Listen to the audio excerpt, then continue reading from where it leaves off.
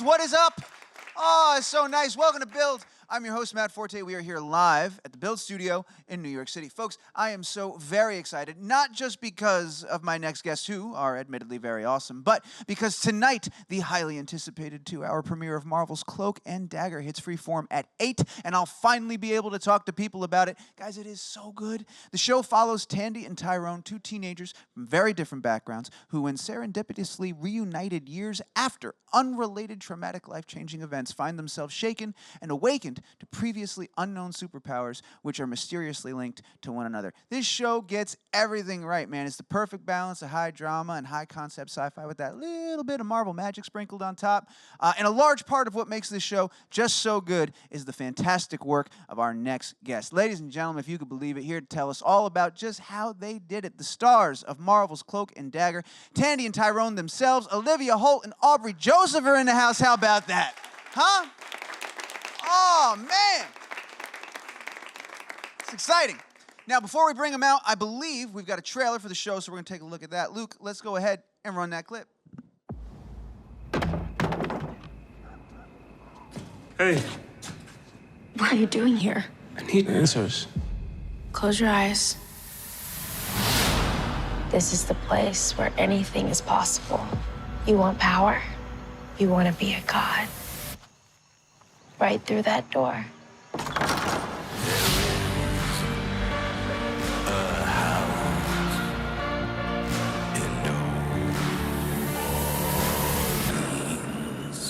A crisis is coming.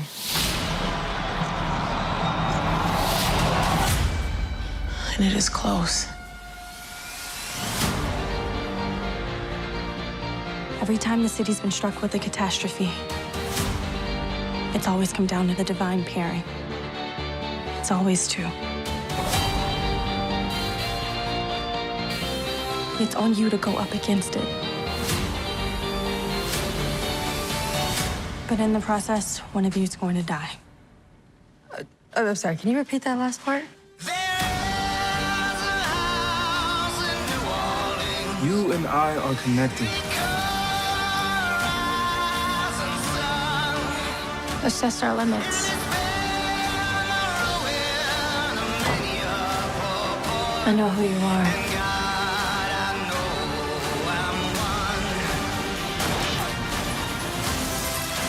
We need to get out of here. Stop! Hold my hand. We'll show these assholes a divine pairing.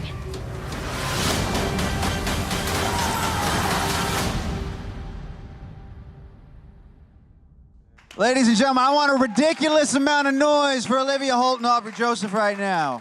Ridiculous. There it is. Thank you, guys. Thank you.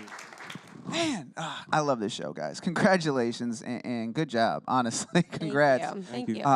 Not easy to make a great television period, much less something like this. You really pull it off. We're going to talk all about it. I'm excited to get into it. Before we go any further, how are you doing? I imagine press has been grueling. This is Marvel. How are you holding up? How's it going? I mean, this whole experience has been so surreal for the both of us. I mean, we're both very grateful. It's been a very long month of just gearing up for this day, but you know, we're excited and we're happy to be here and to finally put it out in the world for everybody to see. That's just it, right? Like this thing finally, tonight's the night. It's no longer your thing. It belongs to the fans now. They get to see it. Yeah. That is exciting, right? Going into that nervous, exciting, all of that. Yeah, we're feeling a lot of feelings at the moment. A lot of feelings, Jay. Yeah, there's a lot happening. You know, it's so funny. We talk about this a lot on the stage. Like, you know, for all the training and preparation you do as an actor, there's never really a class coming up about like this part of the process, answering the questions, all that stuff. But I would imagine when you become part of the Marvel family, there's got to be like an orientation day where they like talk to you about how to talk about your show. Dude, I wish. No, well, okay, yeah. No, we did definitely get. We've gotten like 500 calls and emails being like, you cannot discuss A, B, and C, nor. Yeah, it's intense. It's very. I wish I had some type of training. You know, this is like my first time doing a press run and stuff. So I've just been learning from Liv and just taking it in. It's actually a lot of fun. I'm not good at this. I don't know what he's learning. So. You know, it's great when you just have a great show that you're just really excited to talk about, and you know, I just can't wait for you guys to see it. That makes it easier, right? To feel good about what you made, knowing that it's a good thing, and getting out there to share it. I saw you guys were at, I want to say it was like WonderCon or something. Yeah. Are you doing a lot of the, you're going to be at Comic-Con, I'm sure. Yeah. Did you ever do those things before, like on the other side? Like, were you ever there as a fan before? Did you ever check them out? I've never been to any of Yeah. the cons. Yeah, WonderCon was like my first con ever. Yeah. Yeah. What was that experience like, being on that side of the panel and all that? Dude, it was so intense. crazy, right? We've never, like, the fans, especially from Marvel anyway. I mean, we both grew up, Marvel fans going to the movies and being, Marvel fans of, the superheroes and in the films, but this is like a whole new experience. We're Next level. next level for sure, yeah. And the fans are so loyal and like, it's a whole new game. And Yeah. And that extends to the entire experience, I'm sure. Like, Right, yeah. Everybody that's in a Marvel thing comes in here and has some crazy audition story and whatnot of the process. What was different for you as an actor, like of this process? Let's start at the beginning, getting into it, the audition and all that. What was different about it than maybe stuff you've worked on before or auditioned for before? I mean, first off, you're not really given a lot of material. That's the common thread. Yeah, that's. I mean, really knows what they're doing. yeah, it's you're basically given. I mean, we got about two scenes. Yeah, we got a couple scenes, but everything was like under secretive. Right. It's Marvel, so everything Right. has to be a little tight end. And but our audition, I mean, we both had separate auditions, but we went in for the chemistry read. Our chemistry testing was about 6 hours long. No. And it was a Friday night. I'm like, y'all. That's cold. Make you do that on Gotta be Friday here. night. But it was really epic. Even though it was a very long process, when Aubrey and I both went into the room, we had a scene that we had together. But the director of our first episode, Gina Prince Bythewood, who is one of our favorite humans on Earth and is just a mega legend, she pulled a little fast one on us, and she had us do an improv scene for her, Jeff Loeb, head of Marvel TV, and Joe Pikaski, our showrunner, and a bunch of other amazing people from the Freeform and Marvel team. And it was, I don't even know how to describe it. It was just magic. We sat there and we did an improv scene based on, our two characters and their backgrounds, and we just sort of rolled with it and winged it. And by the end of the scene, both Aubrey and I were in tears, and the rest of the room were just like gasping for it. It's one of those moments where you just sort of, you leave the room and you feel confident and proud of what you did. Whether we got the parts or not, we just felt really grateful for that experience. And That's pretty wild. So wait, were you improvising for not the entire 6 hours? Were you? Or No, were you oh, God. Yeah, no, yeah, oh no, my no, no. God. Whoa. yeah. So we had to, That's wild. I was sitting That here would trying to be- process No. that. that would be impressive. Yeah, that's Um, very impressive. Yeah, we basically, it was just when we got to that moment after we had basically read with all the other actors. They they basically just brought us in and told us like go to work, like, and we were both convinced that we were actually doing a full-on speech, or full-on monologue or a scene, but Our dialogue just flowed so organically. Yeah. And I think, both of us, not even knowing very much about the show or the material that was going to be happening within this first season, I think both Aubrey and I just felt passionate about these Right. two characters, even knowing very little about it. And That's yeah. one of the things that's so much fun about watching you guys is there is just this thing, like your chemistry on screen and as these characters. It's one of those things that it's either there or it's not, and you guys have it so naturally and so effortlessly. you can't and force it's it. beautiful. No, it really is. The 6 hour thing is wild. That maybe it is forged in that high pressure scenario, but I think you guys really connected. I'm curious. So, like, whenever somebody says improv, you think of like, okay, choose a place and where they were. Like the dramatic improv is something that is very foreign to me. What was the setup for you guys, like for that improv scene? Like, how did they kick things off for you? What did they tell you going into the room? Well, Gina brought you out into the hallway. Yeah, she was basically telling me that, all right, you're going to go in to the room. Liv is going to do a monologue that she's been working on the whole day. Just improvise and make a scene with her. It was That's a lie. really what I they had told me. no monologue prepared. Yeah. Then she brought him into the room, pulled me out in the hallway, told me the exact same thing, but vice versa. Yep. And so both Aubrey and I are walking in there being like, okay, like Right. obviously the other actor, we don't even barely know each other at this point. Exactly. ever. So- So we're like, okay, the other actor obviously has something prepared, so I'll just sort of like riff off of like what they're doing. And we just riffed off of whatever we did in there, and it was weird because it was a very present moment, and I feel like it's very rare too, having that like organic chemistry with somebody who you you don't know anything about. You've just met them, and it's very unique and special. So That is diabolical Yeah. genius level stuff. yeah, it's we meant don't to be. work out for that one. Other Yeah. person's got this on lock. You just follow their lead. And like, oh my gosh, Yeah. that's amazing. Mm-hmm. I guess it's brilliant too, though, because it kind of puts you at ease. Like you said, it allows you to kind of open yourself up because you think to yourself, all right, well, this person, I'm just going to respond. Yeah, well, at this Yeah. point, you're not really focusing on like the lines or like trying to like force a scene that you've been working on for however many hours or days you've had the material for. At this point, it's literally just you and the other actor, just like being in that moment. And yeah, and I think that point. At that point, that's where we felt just so, confident and proud of like what we just did in that room. And then a couple days later, we got the call saying we got the parts. And then shortly after that, we saw each other at the airport for the first time since the audition to head to New Orleans. And I was like, hey. And he was like, hey. Yeah, it was rad. Yeah. I guess we're a part of this family now. Mm-hmm. Yeah. What was it? Where were you when you got the call?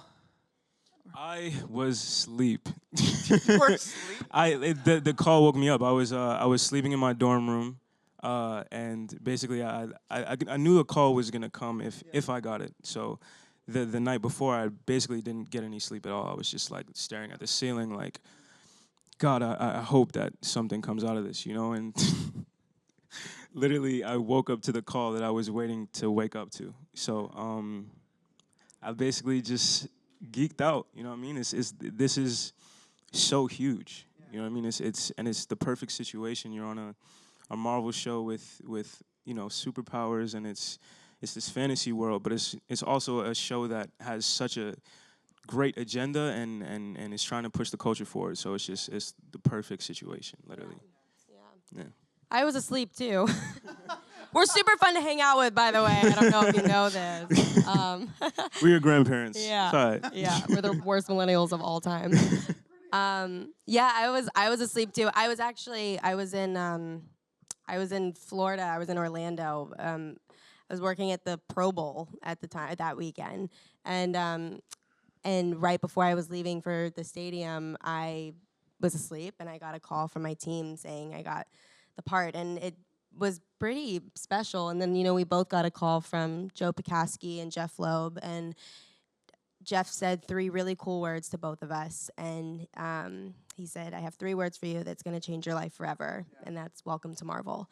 And yeah, Chills. I know, I still get chills. Still, yeah, I know. It's There were pretty, gasps in the room. Yeah, it was pretty epic, and still to this day, that just is a moment, that's so special to both of us, and it's so surreal that we're even Finally here. feels real because Yeah. it's June 7th. I know. Finally. I know, yeah. It's here. Can you imagine how joyful his life must be that he just gets to make those phone calls every Yeah, once just in a like, while? Hey, welcome to Marvel. I'm just gonna Changing lives. give me a Left minute. and At right. 3 o'clock, I gotta change 3 lives. I'll be back. I just gotta go alter reality for 3 people Right. forever, and then I'll come have a sandwich. Like, it's so crazy, right? It's crazy. Yeah. It's pretty wild.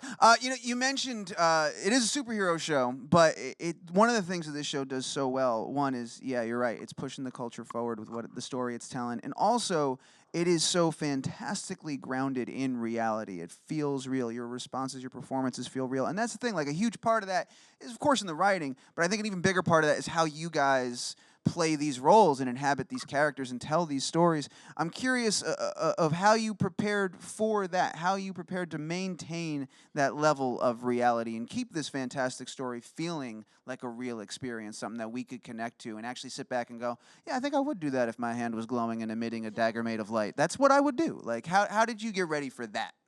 Well, I mean, Gina really set the tone for us, and she really let us know, early on that it was really about the characters, and just the reality of the characters, because it was really like her agenda as well, just to have a Marvel show with a different feel. And I just feel like we are definitely not only one of the most grounded Marvel shows, but just one of the most grounded shows on television. We don't shy away from anything, really, and I feel like that's what TV needs right now. I feel like we want to see real shit that we go through, and so it's just a blessing to be a part of a show like that, and have Marvel attached to it, so. Yeah, it was really fascinating. I mean, I almost feel like Joe, when he wrote this, he sort of saw the future in a way, because Right. there's so many current themes that are happening right now in this show. I mean, we focus. There's so many layers and so many things that are like current themes. Like, we're focusing on police brutality and sexual assault, addiction, homelessness. I mean, you name it. Like, we're talking about it because it's an open dialogue, right? We want to have a conversation about it. We don't want it to be something that is glamorized or sugar-coated in any sort of way, because this is reality. And these are two very damaged souls. They're young kids who have dealt with so much, and on top of that, they have these powers that they just developed out of nowhere. So, they're going through a lot, and I think it's really important to tell an honest story about what it's like to be a young female in America in 2018 and what it's like to be a young black male in America in 2018. And I know both Aubrey and I feel really lucky to be able to portray these two characters. The research that went into all of this was pretty intense. I mean, there were a lot of things that we weren't fully aware about, and as we were filming the first season, so much in society was going down. I mean, from Time's Up to Me Too to the March for Our Lives, I mean, there was so many things that were going down. And so we were in a very interesting headspace and had a lot of perspective as all of this was happening. So I think it's just another way, like Aubrey said, to push the culture forward. And so, the response that we've gotten without the show being out so far has been very positive. Was that something that you guys would have conversations about on set? Like, as these major world events were happening, as these major movements were taking place, would you take time before even getting in front of the cameras to sit down and kind of discuss just sort of the relevancy of that and how it relates to what you guys were doing? Even if it wasn't an official conversation, you would just have asides here and there and be like, this is crazy how this informs this. Absolutely. There's a scene. Actually, not even just a scene. The whole episode is there's an episode 4. It's actually Aubrey and I's favorite episode. Well, it's mine. I just put that in your mouth. I don't know if it's yours. I just made that up. But there's a scene where both Aubrey and I are passionately talking about privilege.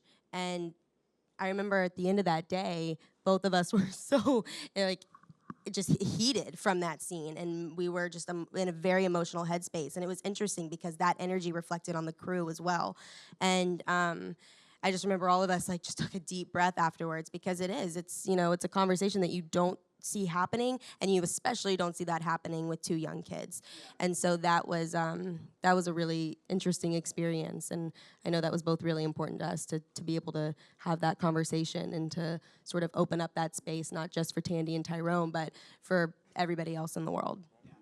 Well, I mean, it shows that you guys were putting all of this heart into it and putting all of this mindfulness into it, because one of the things that's also really hard for a hero-centric show to do is kind of take its time getting to the costume moment, as it were, like the big reveal, like the final arrival of Cloak and Dagger and all that. And like Daredevil did that really well. We didn't get that for a while, and you guys do that phenomenally well. And I think the reason it works so well is because the story is so rich, and what you guys are telling and how you're telling it is so interesting and fun to watch and exciting to see and watch and enjoy. I want to ask you, because we're running out of time, and I want to get to audience Q&A and stuff as well. This is going to start as a scary Marvel question, but trust me, you can give an answer to it, okay? So, big movie happened this summer. There's a big moment in Infinity Wars in the comics.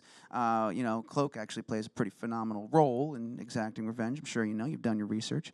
There's no precedent beyond Coulson for on-screen cameos, really, between TV and film yet. So I'm not going to go there. But what I do want to know is, you're part of the Marvel family. Has there been behind-the-scenes stuff? Have you met some of the other royal family, as it were, yet? Have you had a chance to meet any other Marvel people, talk to them about this crazy world and what you guys are now a part of?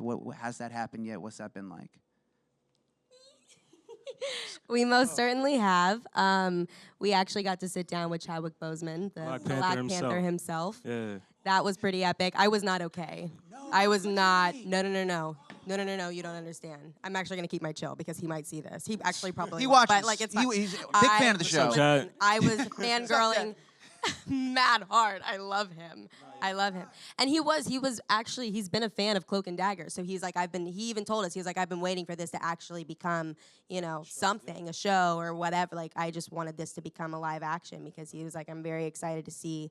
And he even told us, he was like, just from, the bits and pieces of what I've seen just within, the trailers and everything, he goes, it looks very, it is, you know, in this superhero realm, but you guys keep it on a very humane level, which is amazing and very authentic and organic and special. So yeah, he was pretty rad, and you guys hit it off very well, and I'm kind of bitter because I don't think he hit it off with me, but it's fine. I'm surprised you're able to retain that much of a memory from that moment. Like, it's just recalling all of that is impressive. I know, yeah. It was a big moment for us, really. Yeah. It was, I mean, just being in the same room with him, you know, to me, it was just crazy.